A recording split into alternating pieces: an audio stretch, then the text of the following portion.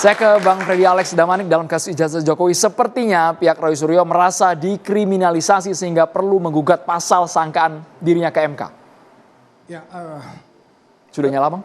ya, tadi kan kita udah sepakat bahwa uji materi ini, GR ini, bahwa memang ini hak konstitusional setiap warga negara. Tetapi ini tidak berdiri di ruang hampa.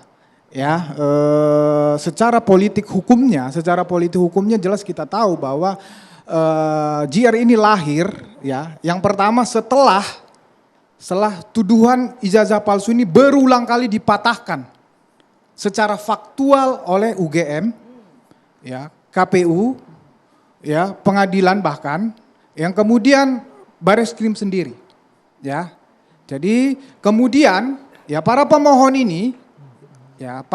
ini sudah terjerat potensi pidana. Itu jelas ya. Nah, kemudian barulah berusaha mereka sekarang seolah-olah meniadakan pasal-pasal pidana ini. Ya, jadi apakah ini untuk membela kebebasan berekspresi atau memang ini mencari tameng hukum? Kan begitu. Ya, kalau kami melihatnya bahwa menuduh ijazah palsu itu adalah faktual tuduhan, fitnah, itu bukan opini. Ya. Itu bukan kritik terhadap kebijakan, itu bukan kebebasan berekspresi, ya, itu bukan kebebasan artistik. Tapi itu adalah fitnah yang dimana Undang-Undang Dasar kita juga ya menjamin ya hak martabat kehormatan setiap warga negara.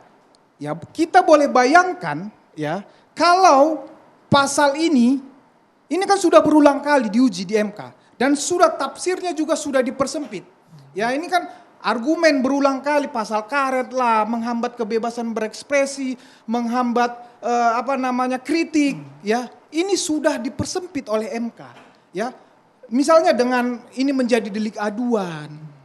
Ya, kemudian sekarang ada restoratif justice. Jadi menurut saya ini secara doktrinal sangat lemah lah. Kemudian juga pasal ini secara itu unsur jelas.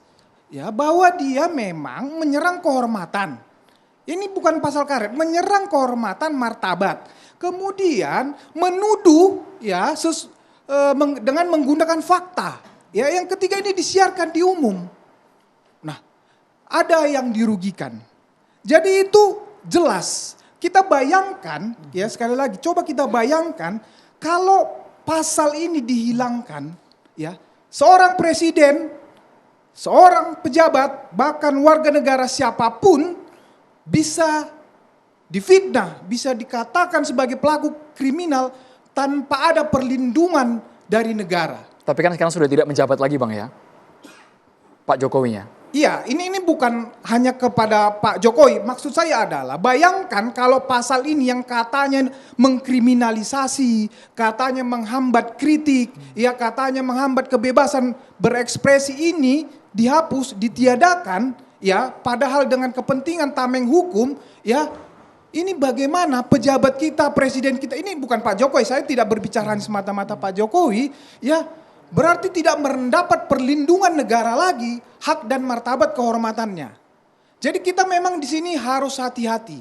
Ya, sekali lagi kami melihat ini bukan opini, tetapi menuduh ijazah palsu itu adalah faktual tuduhan yang masuk ke pasal KUHP. Tapi kan berkali-kali pihak Roy meminta harusnya ada riset tandingan untuk menjawab tudingan kami.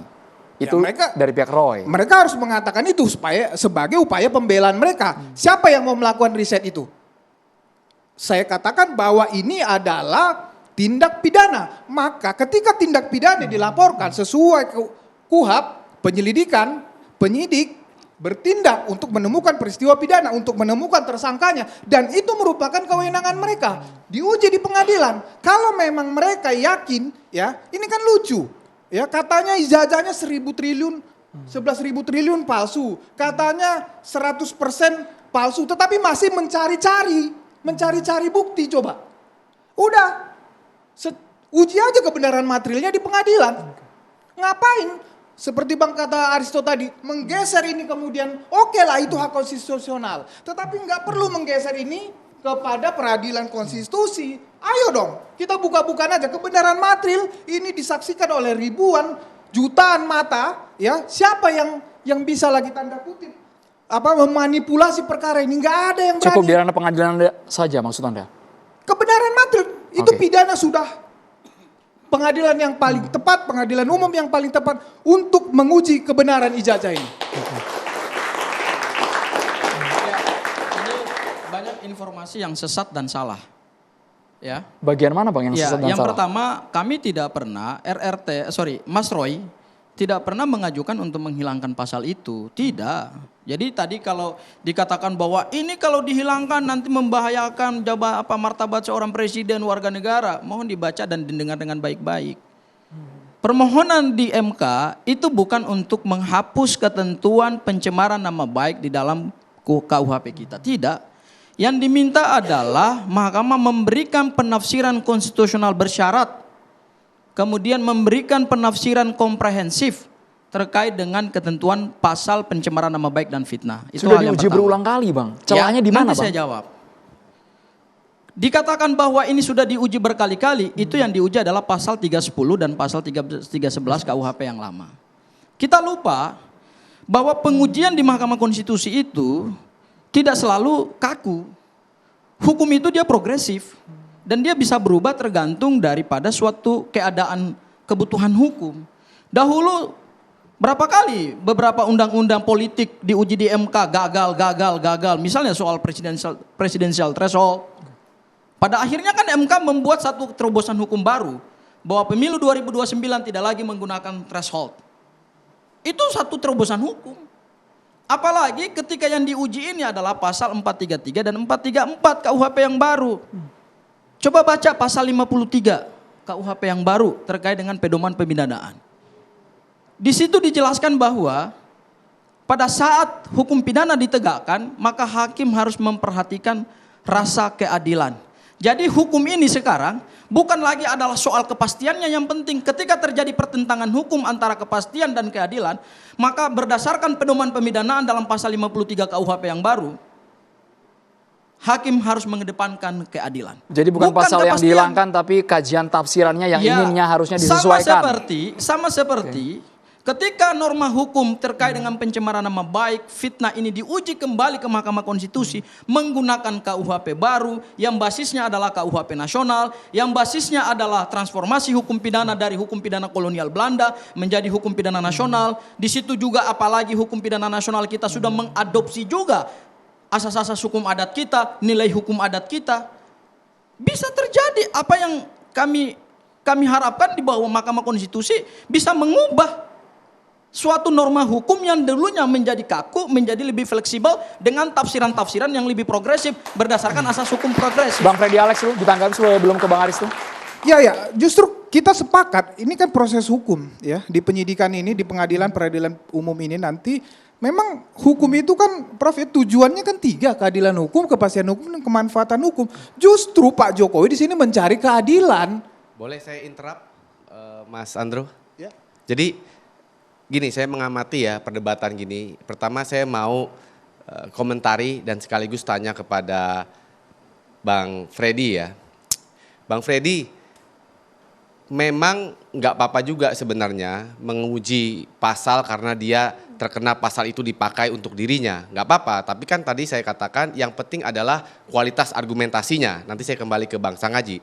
Yang kedua, soal persoalan pidana ini ya, Bang Freddy ini kan mungkin ring satunya Pak Jokowi kali ya. Valid Bang. Valid ya. Jadi begini, saya mau memberikan catatan kritis begini. Kalau memang yang dipakai untuk menjerat RRT itu pasalnya adalah pasal pencemaran nama baik, ya, yang mana pencemaran nama baik itu melindungi subjek reputasi. Dalam hal ini nggak apa-apa dia nggak dikasih lihat ijazahnya. Ya, nggak apa-apa dia dilakukan pemidanaan, itu sah-sah saja ya secara hukum. Tetapi kalau yang dipakai adalah pasal tentang integritas data, itu kan bicara objek, yaitu bicara ijazahnya itu sendiri.